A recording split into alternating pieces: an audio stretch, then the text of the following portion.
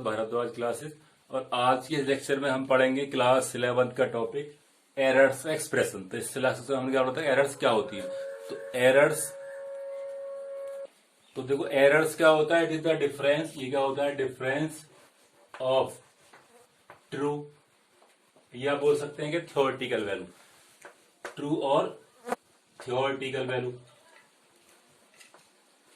And practical value.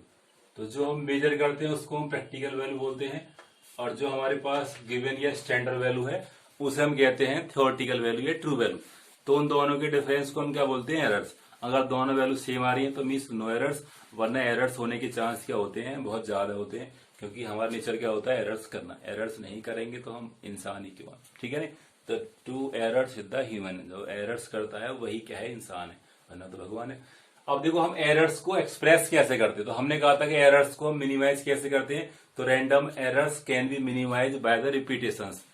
तो अगर हम कह रहे हैं कि हमारे पास कोई क्वांटिटी ए है और उसको हमें मेजर करना है, तो क्या करते हैं, उसको कई बार निकालेंगे। तो A1 plus A2 plus A3 और प्लस क्या हो जाएगा, AN, ठीक है। अब हम कह रहे हैं कि A कैसे आएगा, तो A क्या आएगा, इसका अर्थमेटिक मीन करके।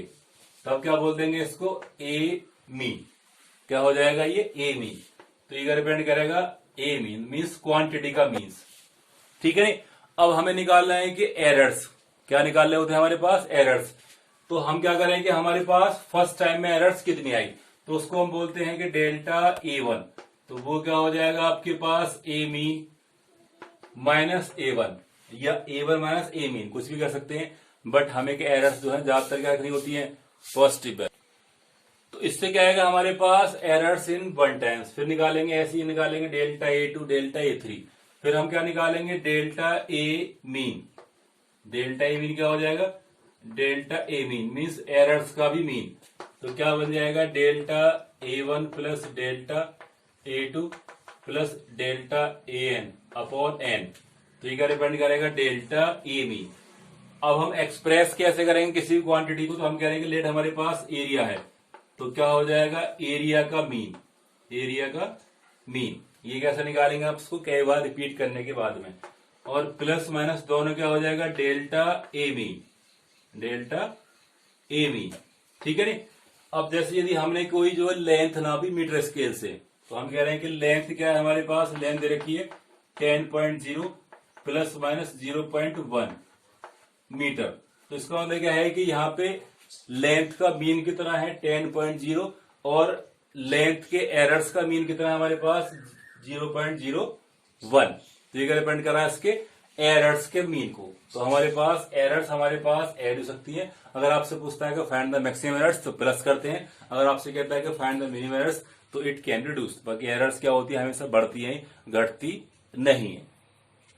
अब देखो इसके बाद हमारे पास लीस्ट काउंट।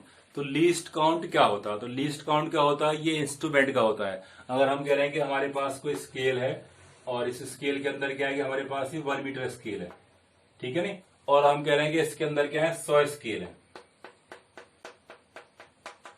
तो एक स्केल कितना नाप सकता है, तो इट इज द मिनिमम या it is the smallest quantity which can be measured accurately. तो हमारे पास किसी भी इंस्ट्रूमेंट से वो सबसे छोटी वैल्यू जिसको हम एक्यूरेटली नाप सकते हैं, दैट्स कॉल्ड लीस्ट काउंट, ठीक है। अगर हम कह रहे हैं कि जो हमारा मीटर स्केल है उसका लीस्ट काउंट क्या होता है, तो उसका लीस्ट काउंट अलग होता है। अगर हमारे पास वर्नियर स्केल है उसका लीस्ट काउंट क्या होता है, अलग होता है। और एक होता है हमारे पास स्क्रू गेज, उसका लीस्ट काउंट क्या होता है, डिफरेंट होता है। तो हम कह सकते हैं जो हमारा metre scale, general metre scale है, उसका लीस्ट काउंट क्या होता है, 0.1 सेंटीमीटर। इसका मतलब क्या है कि ये जो है 1 mm तक नाप सकता है। तो 1/10 सेंटीमीटर, ये क्या बन गया इसकी लिस्ट। अगर हमारे पास कोई वैल्यू दे रखी है तो ये इसकी स्मॉलेस्ट वैल्यू। अगर हमारे पास इससे भी छोटी वैल्यू है तो उसको एक्यूरेटली नहीं नाप सकते। अगर हमारे पास क्या है, वर्नियर है, तो वर्नियर स्केल की लिस्ट काउंट थोड़ी सी ज्यादा होती है, वो क्या हो जाएगी 0.01 सेंटीमीटर। तो उसका मतलब क्या है 1/100 टाइम्स। तो ये इतनी छोटी सी क्वांटिटी को भी एक्यूरेटली नाप सकता है, कौन, वर्नियर। एक हमारे पास होता है स्क्रू, तो स्क्रू में क्या होता है 0.001 सेंटीमीटर। तो इसका मतलब क्या है 1/1000 ऑफ द सेंटीमीटर। तो अगर हमारे पास किसी क्वांटिटी को मेजर करना है ज्यादा एक्यूरेटली, छोटी से छोटी वैल्यू नापनी है, तो हम किससे नापेंगे उसको? स्क्रू, जिसकी लीस्ट काउंट क्या होगी, जितनी ज्यादा हमारे पास पॉइंट में कम होती है उतना ही क्या होता है, ज्यादा बेटर क्या होता है वो इंस्ट्रूमेंट। ठीक है ना। अगर हमारे पास कोई क्वांटिटी आती है 10.1, तो इसका मतलब क्या है, ये जो चीज है क्या डिपेंड कर रही है इसकी लीस्ट काउंट को, कि इसको हमने किससे नापा है, किसी वर्नियर से नहीं, मीटर स्केल से नापा है। और यहाँ लिखा हुआ है 10.12, तो इसका मतलब ये कहां से नापा गया है, ये नापा गया है हमारे पास वर्नियर स्केल से। क्या डिपेंड कर रहा है इसके लीस्ट काउंट के, पॉइंट के 2 पोजीशन तक। अगर यहाँ पे दे रखा है कि 10.13, 12 और 4, तो ये किससे नापा है हमने? स्क्रू से। किससे नापा है? स्क्रू से। तो जितना ज्यादा हमारे पास लीस्ट काउंट होती है 1 करके, तो उतनी ज्यादा हमारे पास क्या होती है? एक्यूरेसी होती है। ठीक है ना। बट यदि हमारे पास बड़ी वैल्यू नापनी है तो उसको हम कैसे नापेंगे? बड़े स्केल से।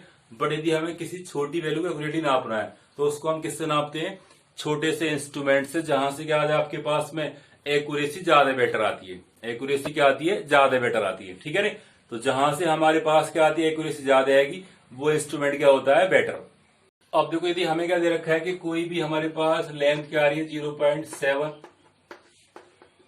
सेंटीमीटर, लेट 024.7 सेंटीमीटर है, तो इसमें आपसे पूछता है कि फाइंड द मैक्सिमम अनसर्टेनिटी, जहां पे एरर्स आने के चांस हो सकते हैं। तो वो क्या फिर पता करेंगे हम इस पॉइंट के पोजीशन से। तो क्या हो जाएगा? ±0.1, it is the uncertainty in this measurement. ठीक है ना।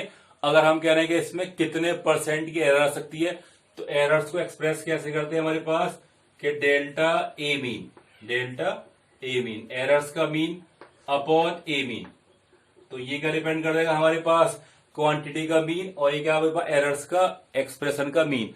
और ये क्या डिपेंड करेगा हमारे पास? Relative errors.